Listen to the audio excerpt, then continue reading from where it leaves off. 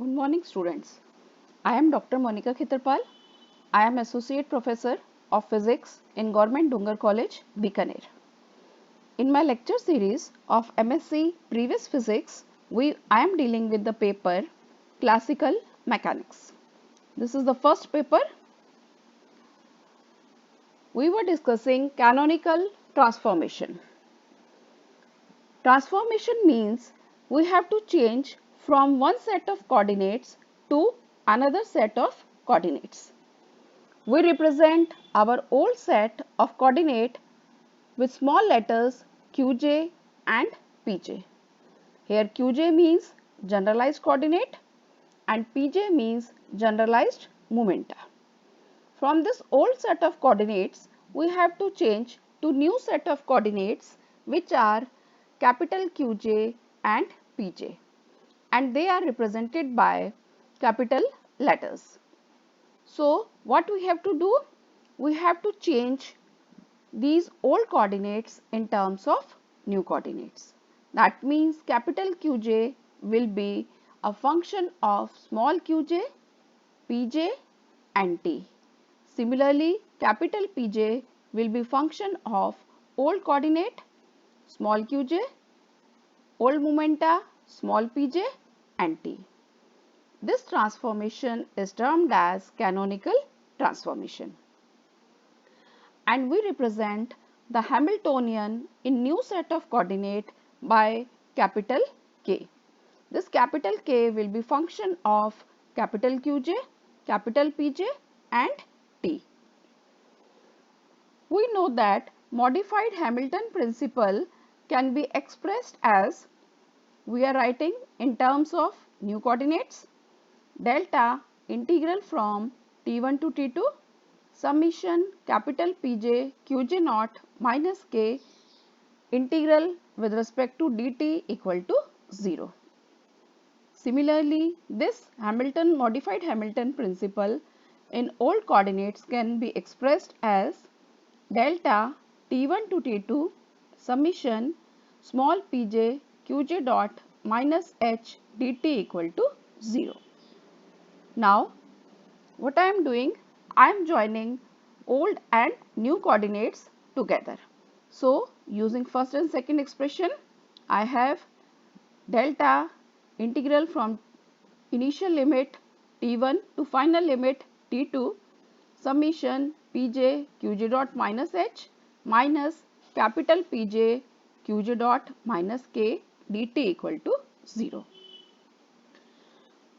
If in this expression I add or subtract a 0 term, then this expression will remain invariant. So, I am subtracting a 0 term from this expression. What is that term? I am taking a term delta integral df upon dt integral with respect to dt, and the limit is t1 to t2. On solving the integral, I get f, which is a function of q small p t. There is a variation, so I have expressed in terms of partial del f upon del qj, del f upon del pj, and the third term will be of del t, which has no meaning because there is no variation in time. And since endpoints are same for every path, that means at endpoint which are T1 and T2, there is no variation in Qj, and similarly there is no variation in Pj, so this term will be equal to 0. Now, I am subtracting this 0 term from my third expression. So, this expression takes the form.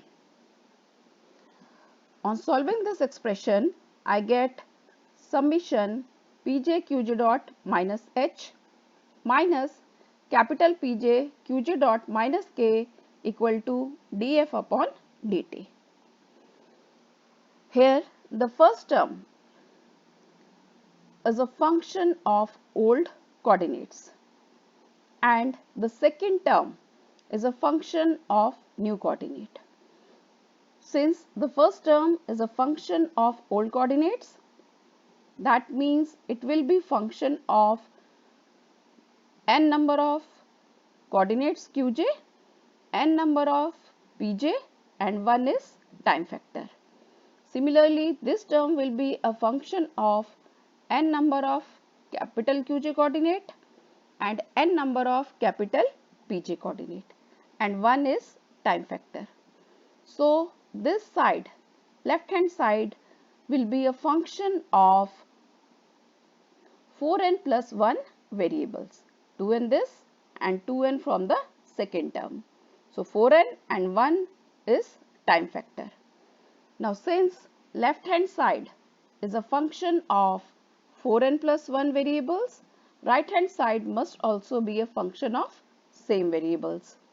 That means f will be function of 4n plus 1 variable. But these 4n plus 1 variables are all independent? No, they are all not independent, because we have already said that there is a canonical transformation. Canonical transformation means new coordinates are expressed in terms of old coordinates. Similarly, new momenta is expressed in terms of old coordinate. So, these 2n are dependent variable. Hence, out of 4n, we are left only with 2n independent coordinates. So, the left hand side should also be a function of 2n plus 1 independent coordinates. Now, what must be the choice of these 2n plus 1 coordinates? We will discuss that function. Since there are 2n variables, out of these 2n, n must be taken from new coordinate and n must be taken from old coordinates, and one factor is time. So, depending upon the combination, there will be 4 forms of the function f. First function will be, because one set is from old coordinate small q and one is from new coordinate which is capital Q and t. Similarly, the second form will be small q, capital P and t. The third form F3, small p, capital Q, t, and the fourth form will be F4, small p, capital P, t. So, we have to transform from old set of coordinate to obtain a new set of coordinate. Hence, we are taking our function f as generating function. This function f will be termed as generating function. Now, we will choose these forms. So, firstly, I am taking my first form. What is the first form? First form is a function of small q, capital Q and t. I am putting f equal to f1 in my general form. This is the general form for canonical transformation. What is the general form? Summation pj qj dot minus h minus capital Pj qj dot minus k equal to df by dt. Here I am taking f to be equal to f1. So, substituting f to be f1. f1 is a function of small q, capital Q and t.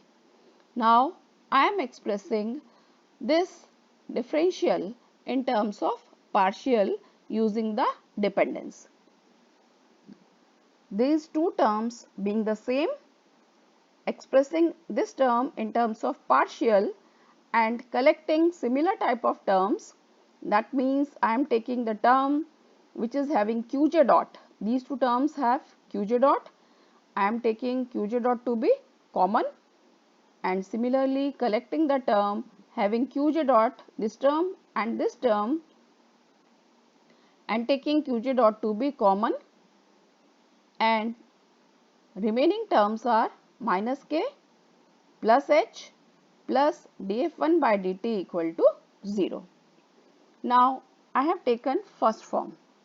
The first form is small q, capital Q and t, and we have already said that the generating function is a function of independent variables.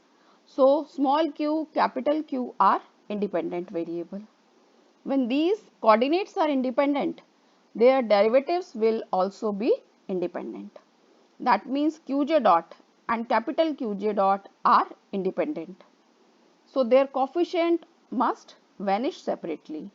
So equating the coefficient to be 0, I get Pj equal to del F1 upon del Qj, and similarly from this term I get capital Pj to be equal to minus del F1 upon del Qj. And substituting this to be 0, I get the relation between old and new Hamiltonian as capital K equal to H plus dF1 by dt. Now, our aim was to do canonical transformation. We can see from this expression that we can obtain capital Qj in terms of small qj, small pj and t. This is our canonical transformation. Now, another equation of canonical transformation can be obtained by using this capital Qj in fifth B. So, I can obtain my capital Pj to be in terms of old coordinate. These two expressions are termed as canonical transformation equations.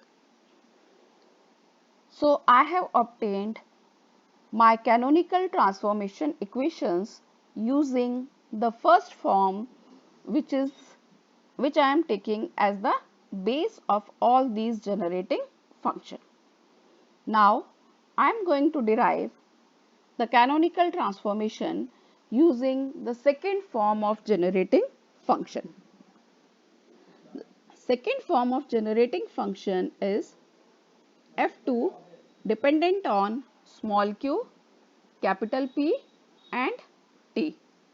So what I have to do, I have changed my basis from f1 to f2. What is the change in f1 and f2? Capital Q changes to capital P. In order to change this, I will use Legendre transformation expressions, which I have discussed in my previous lecture. So in this my lecture, I will give you the brief review what I taught in my previous lecture. I have initially taken a function xy, f, and I have changed my basis from f to g, which is a function of u and y. And we have derived the relation between these two functions as x equal to minus del g by del u and v to be equal to del g by del y. So I am using this Legendre transformation here and comparing this with my forms. In first form, I have Pj to be minus del F1 by del Qj. That means I have in Legendre transformation u to be del F by del x. So comparing, I get u to be equal to minus Pj, x to be capital Qj and y to be small qj, g is second function f2 and f is initial function f1. Now, since the relation between g and f is g is equal to f minus ux. Using this relation for my function, I get f2 to be equal to f1 plus summation pj qj. So from here I can get the value of f1 as f2 minus summation pj qj. Putting this value of f1 in the general form of canonical transformation equation, I get the value here I can see that summation Pj Qj dot cancel, and collecting the terms of Qj dot and capital Pj dot. Since we have taken the second form, here small qj and pj, capital Pj are independent coordinates. So this expression will be 0 when their coefficients separately vanish. So putting the values to be separately equal to 0, I get Pj equal to del F2 by del Qj and capital Qj to be del F2 by delta Pj. And the relation between old and new Hamiltonian is k equal to h plus del F2 by del t. From this expression, I can obtain capital P in terms of old coordinates. This is my first canonical transformation equation. And using this and putting it in 8th B, I will get capital Qj in terms of old coordinate. So using the second form, I have obtained my canonical transformation equation. Similarly, I can obtain the canonical transformation equation for my third and fourth form.